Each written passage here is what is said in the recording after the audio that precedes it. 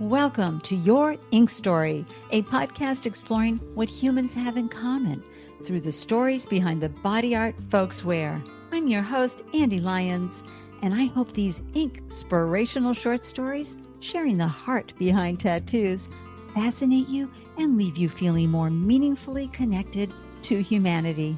This is Season 1, Episode 29, and our guest is Dr. Mo, a passionate advocate and educator in the field of addiction counseling and prevention.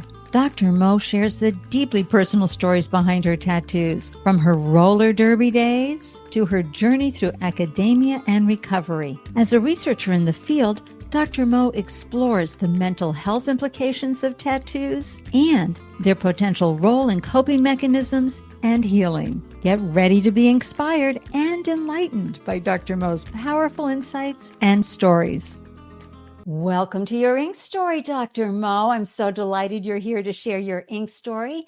Before we dive into your tattoo stories, please let folks know where you're from and how you glow in the world. Yeah, thank you. So I am in Vermillion, South Dakota, and I teach at the University of South Dakota addiction, counseling, and prevention. So primarily I teach about the counseling and prevention profession, and I'm also a person in long-term recovery. So I feel well suited for the space that I'm in. Excellent. And I know that you were involved in other activities earlier in your life, and that's how you got your name, Dr. Mo. It's so fascinating to hear some of folks' threads in life and what led them into the field that you're in now.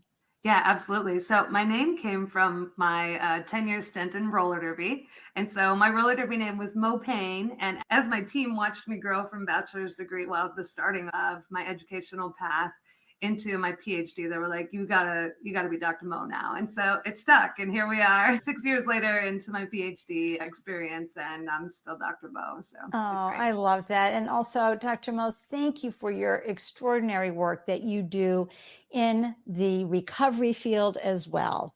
You're a co-author of The Alcohol Reset, and you're helping so many people on every single level of whether it's addiction or trauma or body brokering, everything. And I am just so grateful that you are out there as an advocate, an educator, a researcher, and helping folks around the world. It's just so important. So I just wanted to say a heartfelt thanks for that as well.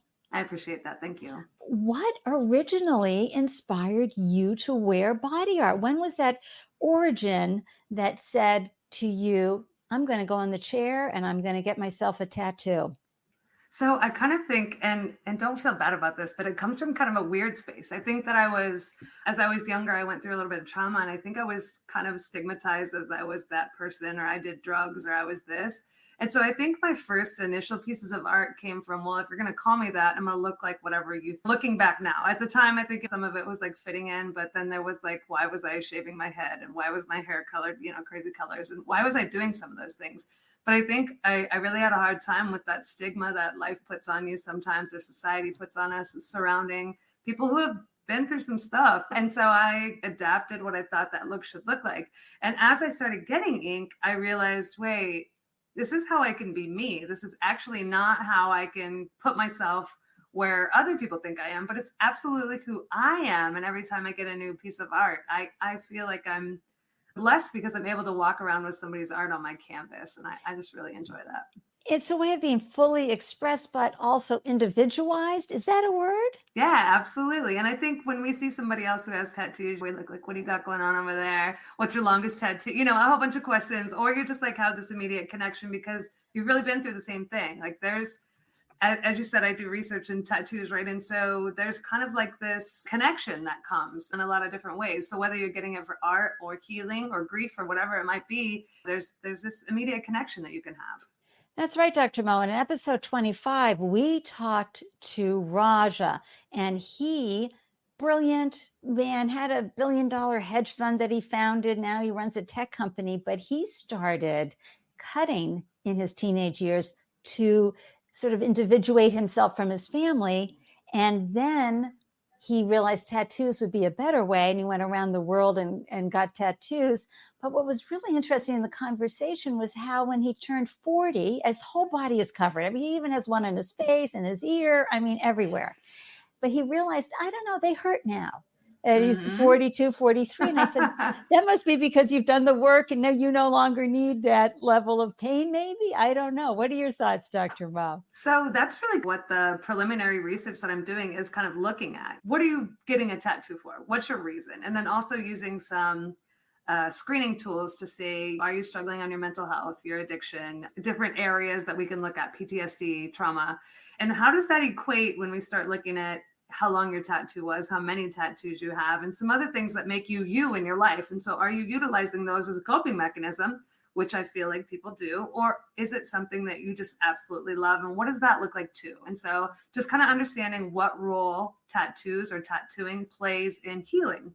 And I resonate with that comment. The last time I got tattooed, I'm like, God, am I getting old? Because this hurts. So maybe I've been doing the work too, and that makes me feel better about it. Maybe I'm not old. Maybe it does hurt. Well, and so what was your first design? Because here, listeners, we've heard all the stories of first designs, the Rutrow, or episode 8 with Christian when he just got respect at the age of 18 right there on his neck, and his tattoo artist was like, are you sure? And he was like, yep. And so what inspired you? What part of the body? What was your design? So my first one was like a combination of my parents actually getting along good enough for me to get one to take me to get a tattoo and the other one to pay for it. So I kept it for a very long time, even though I didn't really like it, but it was this cute little daisy on my ankle. And it stopped me for a long time from getting tattooed. Well, I didn't have enough dollars really, but it kind of kept me at bay, right? It was the thing that I had that I stood out. And it was like a memory of my parents like getting along enough to do this thing for me together. And I recently covered that bugger up because you know what? It's okay. You can do that. So you did a cover up. I did my first cover up actually. And that was the first one. And I got a moon and the moon phases around it. And so now it's great. The start of a Polynesian themed leg, and I'm really excited for that. Oh my gosh. And listeners, what I've learned, because as everyone knows, I have no tattoos. And when I launched this, all I had was tattoo curious going on. I'm always so fascinated. And what I've heard is that when you do a cover up, you have to sort of have something planned that's going to be bigger than the original tattoo that you're covering up. You didn't do laser to remove it first? Nope, I just covered that bugger right up. And it was small enough where it wasn't a big deal. And I've always wanted Polynesian tattoos. I love Hawaii. I've spent a lot of time there. And so I feel it's my way to kind of commemorate all my beautiful memories that I've had on the island. And so I'm really excited. Yeah. What is it that resonates? And what did you have planned to have it look like? And I ask this because I just wrote a post on Substack called For the Love of Sailor Jerry. Mm-hmm. Which is, listeners, Sailor Jerry is one of the original tattoo artists from 1940 something. And he started off with a lot of the sailor themed tats, which is why they call him Sailor Jerry. But he loved Hawaii. He lived there until he died, and he had a lot of aloha themes. Yes. So I did go and see his gravesite when I was in Hawaii this last summer, and the place where he used to tattoo. That aloha spirit was something that I wanted to replicate. I want to keep with me. And ever since the first time I went to Hawaii and the first time I saw Polynesian art, I knew I had to have it. I just didn't know how it was going to shake out. And so everyone was like, well, I was there for 3 months teaching, and I'm going back again this summer. And people are like, why aren't you getting tattooed out there? And I'm like, no, I love the ocean and I want to be in the ocean. So I'll do my art back here in the winter, in the South Dakota winter, but be able to swim when I'm out there. But I think it's just bringing that little piece of aloha with you. Right. When I see Polynesian art, I think aloha, I think friendliness, I think compassion. I just, all the greatness that is aloha. Absolutely. And folks, if you dive deep into what the indigenous Hawaiians were about, right? You get even more inspired by their, not just their joy and how they lived in life, but just their way of being with each other. Anyway, Dr. Mo, so how old were you when you got that first daisy tattoo? I was 15. Okay, so mom and dad had to approve. Yeah. And were tattoos legal? They just had to come along. I think, they were legal. It was in the back of a not so nice, crusty tattoo shop that I probably wouldn't want my kids to get tattooed in, but here we are.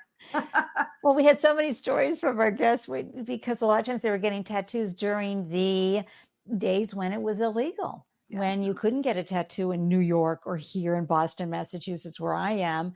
And so I was just curious how things were going down in South Dakota. And I also learned recently that South Carolina wasn't legal until 2006. Wow. I did not know that. Yeah. Interesting. So that's great. Mom and dad came along. And then how long did it take you to get your next tattoo?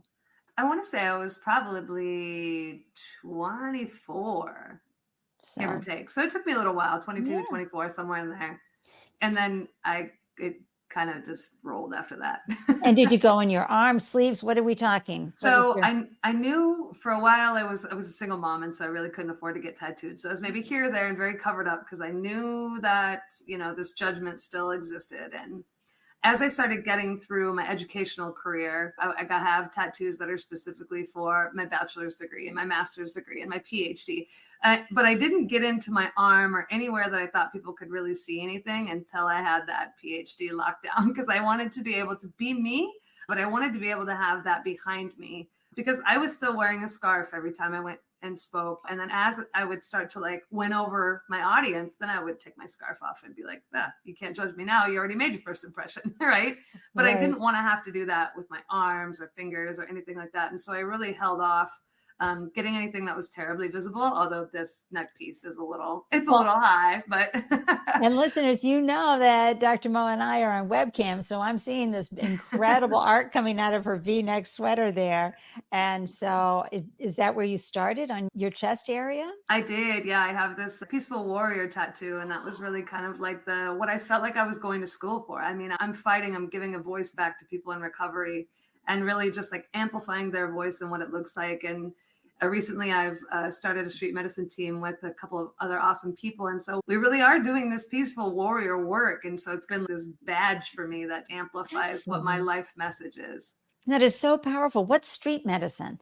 So street medicine is where we go out and help people who are unhoused get medical, addiction, and mental health care that they need and deserve. So we kind of meet people where they're at to get them the care that they need. Thank you for doing that and taking care of people that we care so deeply about but don't know about. Right. So grateful for that. And then you have another piece to the left, I think, of your warrior. Peaceful warrior. So this one it says Ole Vein, and I got it in Finland. It was the first time that I ever had left the country, and I was teaching roller derby over there. And so I was really excited to take in the culture and understand. And we found this amazing tattoo artist, and I wanted to commemorate the fact that I came from where I was to a better place where I could travel and teach others and just set the stage for that. And so I got that piece in Finland, and it means a whole lot to me. And Ole Vein in Finland means just be. I'm very much a hippie. So being able to meditate and be able to be myself and just kind of find who I am has been my mission for quite some time. And so it's so Ram Dass, right? Be here now. Yes, exactly. Yeah. Oh, I love that. And listeners, if you haven't listened to episode 26, when we chatted with another PhD, Andrew has his PhD in genome science. So he's full leg, sleeve, arm sleeve. And what he did, Dr. Mo, is he held his arm up with a cuffed professional shirt on and told the artist, you can start anywhere after that cuff. Nice. That's awesome. For the same reason, because he didn't want to be judged, because navigating the health system is tough. But also what he learned was, boy, there are a lot of nurses and doctors with tattoos that you don't know about. Absolutely. Because they quietly do that as well. Oh, I love that. When you first sat in the chair, though, were you nervous? Were you worried about the pain? Because I've heard different stories. Some people sit there and read a book. Other people look out the window. Other people watch every move of the needle. What was it like when you were getting your chest tattoos? So I'm actually one of those amazing people who faints often with blood. And so it is a meditative state. I have to go to a whole other place and keep reminding myself that I not only am paying for this, but I came here to do this. So I don't get to pass out because nobody wants that. And I don't get to wuss out. Nobody wants that either. So it's very much like this meditative state that I don't really allow. I can't really replicate that in any other way. I mean, I go to yoga often. I have a good practice, but just something about being in that pain and being just there and having to walk through it every step of the way is really so mindful that I just can't replicate it. And so I really enjoy that up until a certain point where I just don't enjoy it at all anymore. So about 3 hours, and then I'm like, I don't want to be here anymore. So And that's so what I ask for and now. do you stage your tattoos as a result? I'm going to do 3 hours worth of work, because when we were talking to Savannah about her back tattoo, I think that's episode 21, everyone. And it took her 2 years and she went once a month. Yeah, so I am so grateful that my tattoo artist has become one of my near and dearest friends. She is an amazing human, and I am also a massage therapist. And so we trade tattoos for massage. And so I go and see her. I drive about almost 4 hours to go and see her, and we just make a friend day out of it. I give her a couple-hour massage, and then we eat a lunch, and then we do some tattoos, and I bring her a plant, and we give a bunch of hugs, and then we're out of there, right? So Awesome.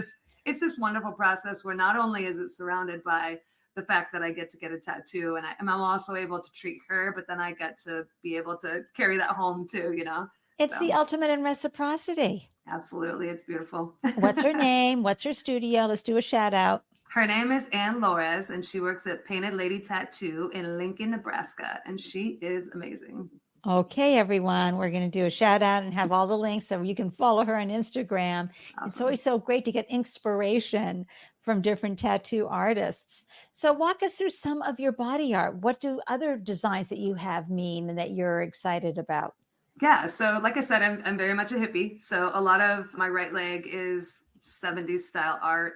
I have like an 18 window hippie bus and some Pink Floyd tattoos and some female power and flowers and just like some really fun peace and freedom style stuff, because I feel like even though the world has changed a lot, we're still in that place kind of fighting for our peace and freedom. And so I feel like it will probably, hopefully not, but it'll probably stand true for the duration of my life. But I feel like that's what we all deserve, and that's what I'm fighting for too. So, well, Dr. Mo is a person who came of age in the 70s. I can tell you, I have a lot of fondness for all your art and all the memories of the VW bus. Yeah, again, folks, Savannah, same thing. She's got her VW bus there that she's completely renovated with her dad. But I have an appreciation because I fought against the Vietnam War. I fought for bodily autonomy. Thought we were done with that. Yeah.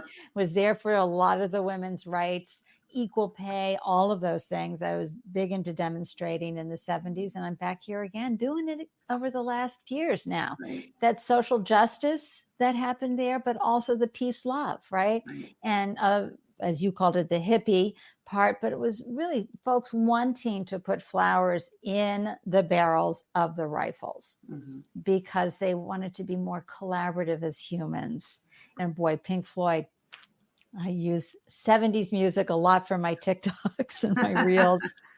Tell us more about what you're working on, what your next tattoos. You have some plans. You started talking about the Polynesian tattoo sleeve that you're working on. How long do you think that will take? And what is that going to look like specifically? And when you say Polynesian art, what does that mean? Yeah, so very like a geometrical art. I have like a couple of rungs. I really like the solid black rings. So I need to figure out how many rings do I want, what do I want for dots. But I really give a lot of creative freedom to my artist because, well, she's the artist. So I give her an idea of what I like, and then I just let her roll. Finishing up my sleeve in 10 days. And I'm excited about that. Everything, like I said, it's been my PhD. So it's really like some of it is pretty. There's nice little flowers, but then there's also Venus flytraps and cacti. Yep. And then moving up into some ferns and monastery leaves and just kind of the more beautiful part of the PhD where things started to get a little easier. And then people had to call me doctor. So, take that, everyone. That's Dr. Mo to you. That's right.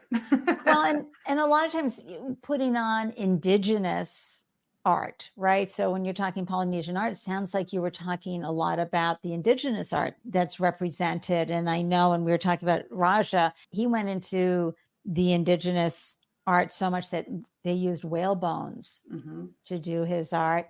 And then listeners, episode 6, Dr. J, full body everywhere. He wanted to really honor the indigenous arts. So with his artist here in the Boston area, they focused on tweaking it just enough so that folks would know it wasn't true indigenous, but representative of indigenous art. Right. And so that's some of the things that we think about, right? When we're talking about art on the body and what we're bringing in. And what happens when people see your tattoos and your beautiful body art? What do they say to you? I catch like the every now and then person that like, oh my God, I love your tattoos, or like a certain tattoo will catch their eye. So I'll get a comment. But I guess I haven't met a lot of people recently that it's new to them anymore. So they're just like, that's her. So I guess I haven't got a ton of comments. I guess when I was in Hawaii this summer, though, there were a lot of like, oh, I like that, or holy shit, you have a lot of tattoos, or something like that. Well, and that's all part of your Ink Story's purpose too. There are a lot of people who are curious, but they're afraid to ask, right? Yeah. And Yeah. so these conversations, I'm getting text messages, emails. Andy, I feel I have permission to carefully and properly ask folks. And I'm hearing the most amazing stories and conversations, whether it's somebody in the bar or waiting in line at the grocery store or at the airport. And so that's important because what you've gone through with your education, folks can relate. That is a human experience. It goes beyond race, gender, skin color, and religion, right? Absolutely. And I'm sure you're seeing this in your research. Talk a little bit about what conversations around tattoos are doing, because sometimes there are judgments. Some folks have been indoctrinated that you are a bad person, or parents often want their child to have an easier life. And they feel that if you do put tattoos on, people are going to judge you and you may not get the opportunities you could have had if you were tattoo free. What are you realizing in your research?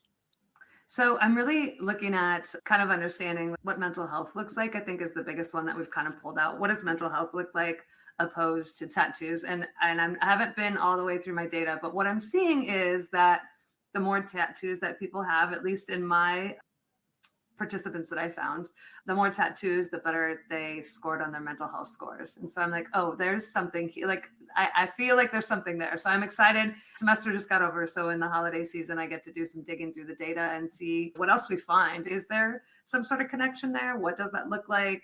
And how can we increase that? Talking about people who might use cutting as a coping mechanism. How can we get out to professionals and say, if somebody is cutting, maybe it's something that we can talk to them about what tattooing could look like, although still a form of body modification, not quite the same and much more safe. And so I know people who have cut as well. And when they cut in that area, then they tattoo over it as a way to kind of heal that space. And that helps them to make it through for a long time until something might creep in again. And so I remember the last time I talked to my client and I told her, she said she was, thinking about harming herself. And I asked her, like, when's the last time you got a tattoo? What does your alternatives look like? Because I knew she had used that before. And I'm not saying I want people to prescribe tattoos, but maybe I am saying that. But I am saying that what if it can be used as another coping mechanism to make people stay safe? So what if it's harm reduction for some of those things? I love that idea. And again, diving deeper into being human. It is hard to be a human, and finding ways that you can healthfully be in touch with your emotions and deal with life with the DNA package that you have, with your understanding of the frailty and fragility of being human and having compassion for yourself. I love the idea of putting a piece of body art on you and having that experience to really bring you into yourself instead of that sort of out of body feeling. And also, it does give a form of control that's a little healthier than some of the other choices folks can make, whether it's bulimia, anorexia, or numbing out with drugs. So this is fascinating, your research is doing. And listeners, you're going to want to follow Dr. Mo everywhere she glows. I have all the links. She's got them in her guest form there at the bottom of the website post, but I'll have them also in the content in the show notes, because it's fascinating to see tattoos as well through the lens that you're looking at them with, which is the mental health part and aspect of it. I just think that's so powerful. And again, I feel grateful that you're exploring in such a meaningful way. As you look at the bigger picture and the bigger landscape of tattoos, what are your thoughts and what advice do you have for folks on how we can be more accepting, understanding, celebrating this beautiful art. And also sometimes not so beautiful. One of my guests, his sleeve is dedicated to everything Egyptian plague, but it was part of his diving into his darker side, right? Yeah, and I think everybody has the opportunity to pick what they think is art. I distinctly remember a tattoo shop that I went into, and the artist was amazing, but the art was so dark that it was just not for me. Like, I didn't even like using the restroom there because what was painted in there was terrifying. But we have to respect that there's all sorts of different forms of art. And if they so choose to put that on them, then that's their space. And I know as political climate has changed and things have changed, I have some feelings about certain things, but I also can't judge people for what's on them that may have changed meaning drastically in the last few years. So I try not to ever place judgment on what a tattoo might look like because they're not easy to get rid of and they're not cheap to get rid of. And at one time that might have been who you felt like you were, who you thought you were, or something that stood for something different for you than it might mean now. And so I think we have to be compassionate in those areas too, to understand that times do change. And that might look different. I agree. Dr. Mo, a gentleman left a comment on the Facebook page for Your Ink Story about that exactly. He said he had tattoos put on when he was younger that helped him feel more secure in his manhood and taking a position. He disagrees with them all today. Yeah. And that would be hard too, but you still have to that gives you a glimpse back. Like, here's where I was at this space and time. And that's why I didn't cover up my first tattoo for a long time. Because I was like, no, this is part of me and who I was. And then I just made peace with what that looked like and what I wanted to move on to make more space for other art too. So that's right. And Dylan Frederici, a prior guest in recovery, he told some stories about being at the halfway house and just someone happened to have some needles and ink. Let's do it. It was a different time. And now his tattoos, of course, are much more on purpose and healthier. Yes. But there we go. Oh my gosh. Well, I just have to say, I'm so grateful for this opportunity to chat with you. I know you are a very busy goddess, and I just thank you for taking time to share your ink stories and the gift of your presence, because your inspirational insights about the art of tattoos and the heart behind your tattoos have helped us connect more deeply with each other. And I know that is something that you are focusing on with your work, with your research, and how you help folks around the world. Thank you so much, Dr. Mo, for joining us. Absolutely. I appreciate you. Thank you. Thank you for listening to this episode of Your Ink Story. Please rate and review this podcast wherever you are tuning in. And if this episode inspired you, please share it so we can all feel more connected through our common humanity and lived experiences. If you or someone you know would like to share a meaningful ink story on the podcast, please send me an email, andi@yourinkstory.com, along with a brief description. Feel free to share your thoughts about this episode via a voicemail message by visiting yourinkstory.com. And when you get to the website, just tap the podcast mic icon located in the lower right-hand corner of the screen and leave your message. Until next time, I'm wishing you a delicious day everywhere you glow. Cheers.